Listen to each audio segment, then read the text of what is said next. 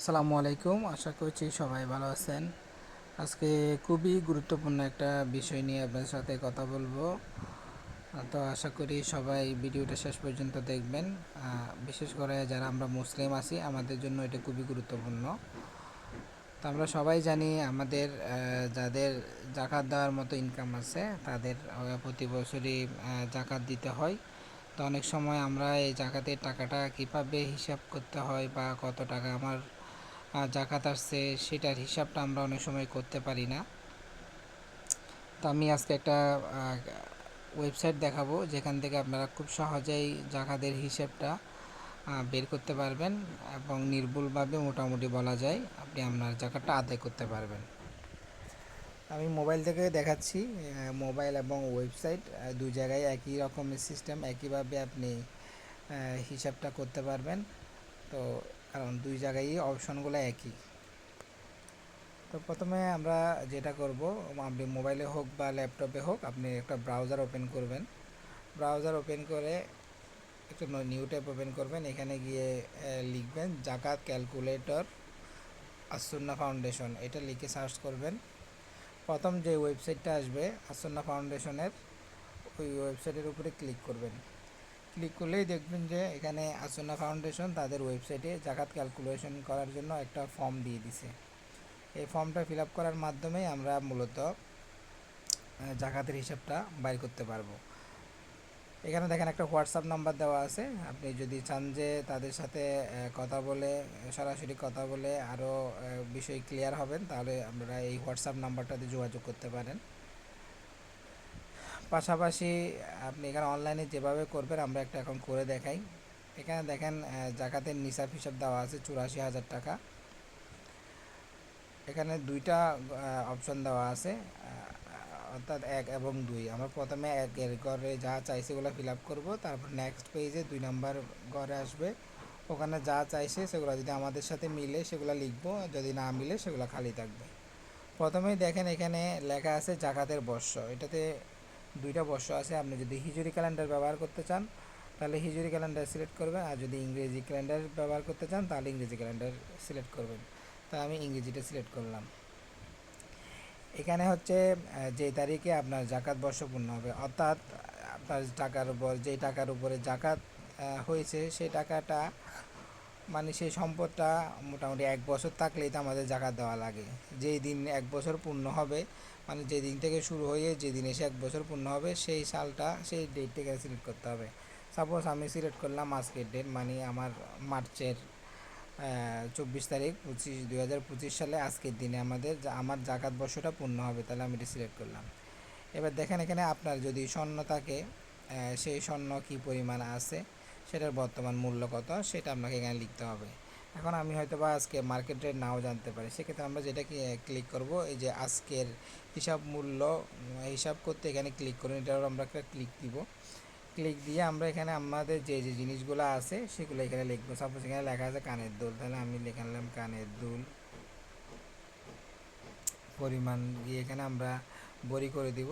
Suppose আমার আছে 1 বড়ি, তাহলে আমি এখানে 1 লিখবো। এখানে ক্যারেট আছে, কত ক্যারেট সেটা আপনি এখানে সেট করতে পারবেন, 22 ক্যারেট। তারপরে যদি আপনার আরও জিনিস থাকে তাহলে আপনি আরও যোগ করে নিয়ে লিখবেন। সাপোজ মনে করেন গলার হার আছে, তাহলে আমি এখানে লিখবো গলার হার। তারপর এখানে ক্যারেট সিলেক্ট করে দিব, এখানে লিখবো যে ধরেন 2 বড়ি। তারপর এখানে ক্যারেট যত ক্যারেট তত ক্যারেট আমি সিলেক্ট করে দেব। দেখেন এখানে আমার বর্তমান মূল্য নিচে অটোমেটিক উঠে গেছে। তাহলে আমি এখানে বিক্রয় মূল্য নিশ্চিত করুন ক্লিক দিলে এখানে আমার অটোমেটিকলি টাকার ফিগারটা চলে আসবে। দেখেন অটোমেটিকলি টাকার ফিগারটা চলে আসছে। এবার আপনার একইভাবে যদি আপনার রূপা থাকে তাহলে রূপারটাও আপনি এখানে ক্লিক করে এখানে ফিল আপ করে ফেলবেন। তা আমি ফিল আপ করলাম না, জাস্ট যেহেতু একটা দেখাইছি পরেরটাও সেম একইভাবে হবে। তারপরে নিজের কাছে যদি নগদ অর্থ থাকে সেটা যে উদ্দেশ্যে রাখা হোক না কেন, অর্থাৎ আমরা যদি হজ করার জন্য, বিবাহ করার জন্য, ঘর নির্মাণ করার জন্য যদি নিজের কাছে কোনো ক্যাশ টাকা রাখি সেটা কত টাকা সেটা এখানে লিখতে হবে। সাপোজ আপনার কাছে 1 লাখ টাকা আছে, তাহলে আমি এখানে লিখলাম 1 লাখ। তারপরে যদি নিজের কাছে যদি বিদেশি কোনো মুদ্রা থাকে কর বর্ষের ভিতরে, অর্থাৎ অন্য দেশের কোনো টাকা, সেটা আমি এখানে লিখতে পারি। ধরেন 20,000 টাকা লিখলাম। তারপরে আপনার ব্যাংকে বা যে কোনো আর্থিক প্রতিষ্ঠানে যদি আমার কোনো টাকা জমা থাকে, সুদ বাদ দিয়ে মূল যে টাকাটা, সেটা সাপোজ মনে করেন আমার 50,000 টাকা আছে, আপনার 50,000 টাকা আছে লিখলাম। যদি আপনার কোনো সঞ্চয়পত্র, বন্ড, ডিবেঞ্চার এগুলো যদি থাকে, সেটার ক্রয় মূল্য যত টাকা দিয়ে আপনি কিনছেন, সাপোজ 20,000 টাকা দিয়ে কিনছিলেন, তাহলে আমি 20,000 টাকাটা লিখলাম। যদি আপনার কোনো লাইফ ইন্স্যুরেন্স করা থাকে, তাহলে সেখানে আমরা যেই পলিসিটা প্রিমিয়াম প্রতি বছরে সেই কিস্তির টাকা, অর্থাৎ কিস্তি দিই। সাপোজ আপনি কিস্তি দেন 20,000 টাকা, তাহলে 20,000 লিখলাম। যদি কোনো প্রভিডেন্ট ফান্ড থাকে, বেতনের অর্থ বাদ, বেতনের বাধ্যতামূলক যে অংশ বাদ দিয়ে, সেই অ্যামাউন্টটা আমরা এখানে লিখতে পারি। যারা চাকরিজীবী তাদের প্রভিডেন্ট ফান্ড থাকবে, যদি আমি ব্যবসায়ী হন সেক্ষেত্রে থাকবে না, তাহলে এটা খালি থাকবে। যদি কাউকে আপনি কারো কাছে আপনি টাকা পান, লোন দিচ্ছেন, সে আপনাকে টাকাটা দিবে বলে যদি প্রতিশ্রুতি দেয়, তাহলে যদি পাবেন এরকম আশা পাওয়া যায়, তাহলে সেটা কত টাকা সেটা এখানে লিখবেন। সাপোজ মনে করেন 10,000 টাকা পাবো। ধরেন কাউকে আপনি টাকা ধার দিচ্ছেন, অথবা আমানত হিসেবে কারো কাছে রাখছেন, সেরকম কোনো টাকা যদি আপনার থাকে, সাপোজ লিখলাম আমি এখানে 20,000 টাকা দিলাম।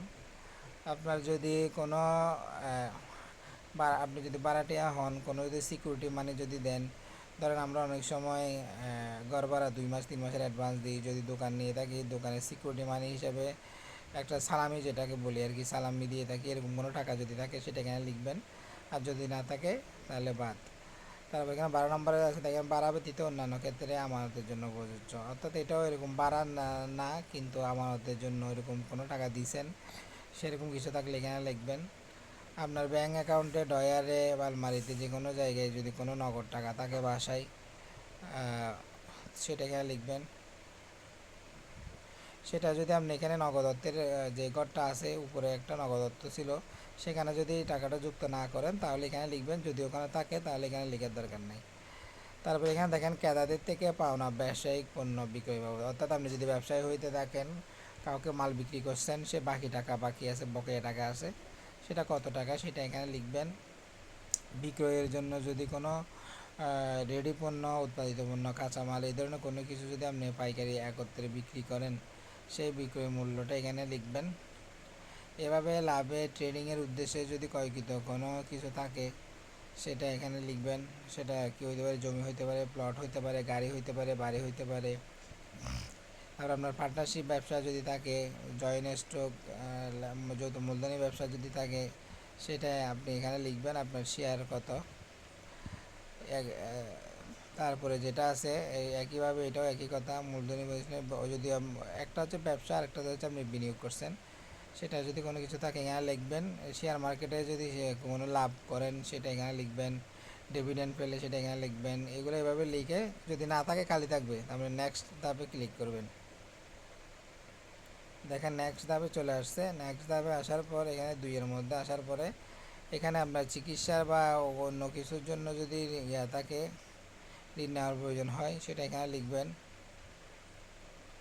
তারপরে যদি ব্যবসায়িক প্রয়োজনে যদি কোনো ঋণ নেন, সেটা এখানে লিখবেন। কিস্তিতে বা বাকিতে যদি কোনো কিছু নেন, সেটা এখানে লিখবেন। স্ত্রীর যদি মোহর অনাদায়ী থাকে, সেটা এখানে লিখবেন। এভাবে এখানে যেটা যেটা চাইছে আপনি পরে জিনিসগুলো ফিল আপ করবেন। তারপরে আমাদের এখানে টাইটেলে টোটাল জাকাতযোগ্য ইনকাম দেখাচ্ছে, টোটাল কত, 6,11,866 টাকা। এখান থেকে আমরা 2.6% হচ্ছে জাকাতের জন্য দিতে হবে, অর্থাৎ 15,908 টাকা। খুব সহজে আমরা এভাবে এটা প্রিন্ট করে ফেলতে পারি। তো এখানে প্রিন্টে ক্লিক করলে এটা আমরা প্রিন্ট আকারে চলে আসবে। তো এভাবে এই ওয়েবসাইটটার মাধ্যমে আমরা খুব সহজেই জাকাত বাই করে ফেলতে পারি। যেহেতু জাকাতের একটি ফরজ ইবাদত যাদের জন্য প্রযোজ্য, তো আমরা এটা কখনোই মিস করব না, কারণ এটা ধনীর উপর গরিবের হক। তো এভাবে আমরা এই ক্যালকুলেটরটা ব্যবহার করে সহজেই জাকাতের ক্যালকুলেশনটা করতে পারি। অনলাইনে হয়তো বা আরও আপনি অনেক ক্যালকুলেটর পাবেন। তো মূলত আলসুন্নাহ যেহেতু একটা বিশ্বস্ত প্রতিষ্ঠান, তো এই এদের যেই ক্যালকুলেশন এখান থেকে মানে বাড়ি করাটা আমার মনে হয় যুক্তিযুক্ত হবে আর কি। তো আশা করতেছি ভিডিওটা যদি আপনাদের উপকারে আসে একটা লাইক দিয়ে রাখবেন, চ্যানেলটা সাবস্ক্রাইব করবেন যদি চ্যানেলে নতুন হয়ে থাকেন, আর যদি পেজ থেকে দেখেন পেজটা ফলো দিয়ে রাখবেন এবং আপনার ওয়ালে শেয়ার করবেন। ধন্যবাদ সবাইকে। আসসালামু আলাইকুম।